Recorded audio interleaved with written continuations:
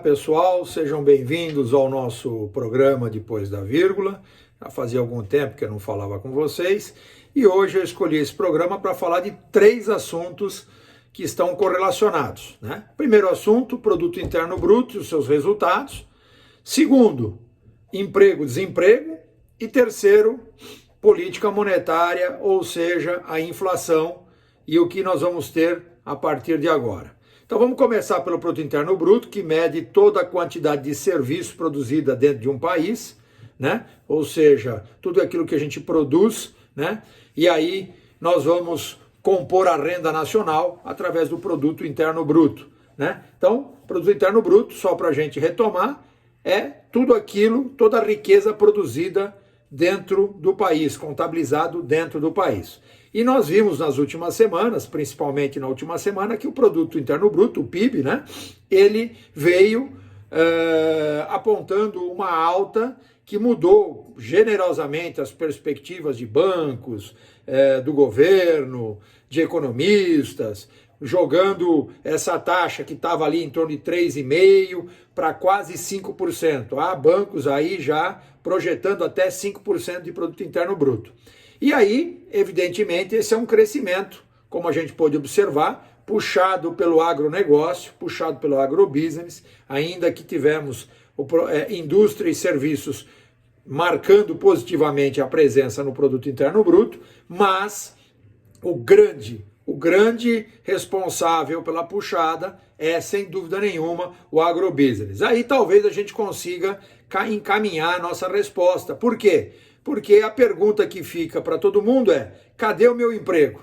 Né? Cadê o meu emprego? Onde está meu emprego? O Produto Interno Bruto está crescendo, a atividade do país está crescendo e eu não tenho emprego. Ou estou desempregado, ou a taxa de desemprego não cede. Há alguns caminhos para que a gente possa responder isso. Eu, preferencialmente, tenho o meu caminho, quer dizer, aquele caminho que eu entendo ser o mais razoável, embora outros colegas economistas ainda possam listar, por exemplo, né, a questão setorizada. A questão setorizada responde bem à questão, talvez, do emprego não ter subido ou não estar reagindo proporcionalmente ao crescimento do Produto Interno Bruto. E aí nós temos que olhar esse viés pela qual eu também olho. Eu pego o gancho do setorizado para explicar exatamente por que o Produto Interno Bruto não acelerou, não capturou os empregos ou não capturou uma recuperação e, a partir dessa recuperação, uma redução na taxa de desemprego, que hoje está quase em 15%, né? Beirando aí 14,5%. Então, alguns dos economistas falam sobre a setorização. A segunda atribuição, a segunda variável possível é que, para que as empresas passem a contratar, ela precisa de uma resposta mais, eu diria, mais consolidada, né? Mais sólida, né? Mais contínua, ou seja, que tenha um resultado que se repita trimestre após trimestre. Então, obviamente, as empresas demoram mais para abrir vaga, afinal, né, como diz o próprio setor produtivo, cada posição, cada posto de trabalho é um investimento, né?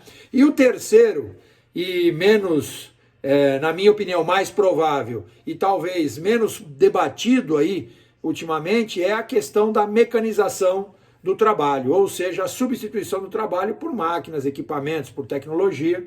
E aí eu vou responder aquilo que eu entendo ser a razão principal da economia não estar capturando os empregos perdidos, né? O setor que está mais puxando, obviamente, o crescimento do Produto Interno Bruto, que é o agrobusiness, é absolutamente mecanizado, né? Nós temos aí colheitadeiras, máquinas plantadeiras, né?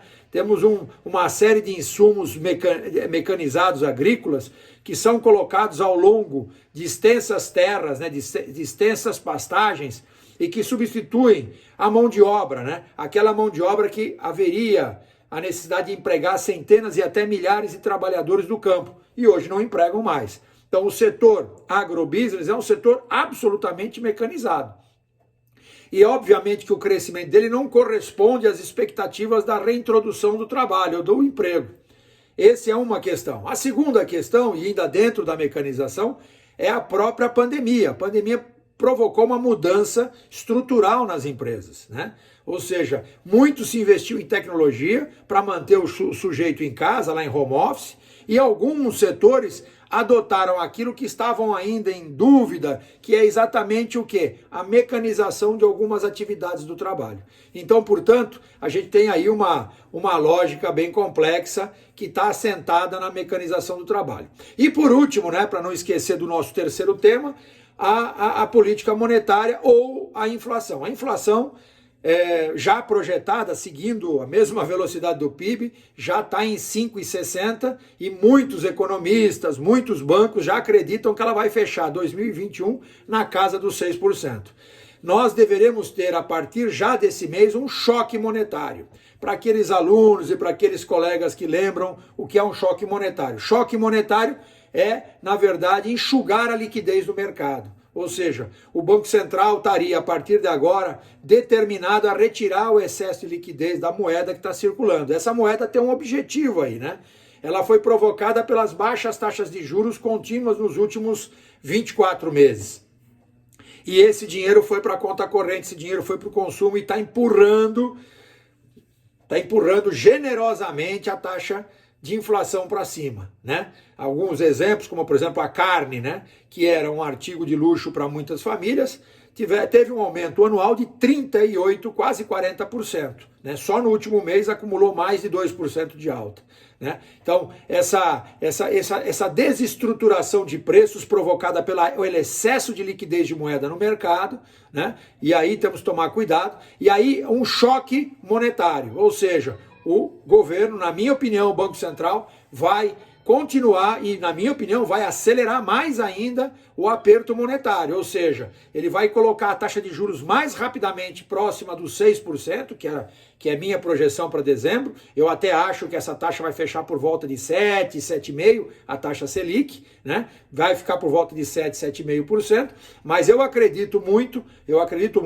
nesse aperto monetário, nesse enxugar essa liquidez provocada pela própria política monetária, para tentar injetar recursos na economia e acelerar. Como o produto interno bruto está indo numa direção bastante positiva e nós estamos tendo um descontrole de preços, essa é uma verdade, não há como negar isso, eu entendo que nós vamos ter um choque monetário, um choque de liquidez nos próximos meses e devemos caminhar aí para uma taxa de juros que hoje, né, estando em 3,5, vai aí para a ordem de 7, 7,5 lá em dezembro, para dar um prêmiozinho aí, porque essa inflação ela está continuando a crescer e mesmo que haja uma medida como essa, ela deve demorar um pouco para reagir, para voltar aos preços originais.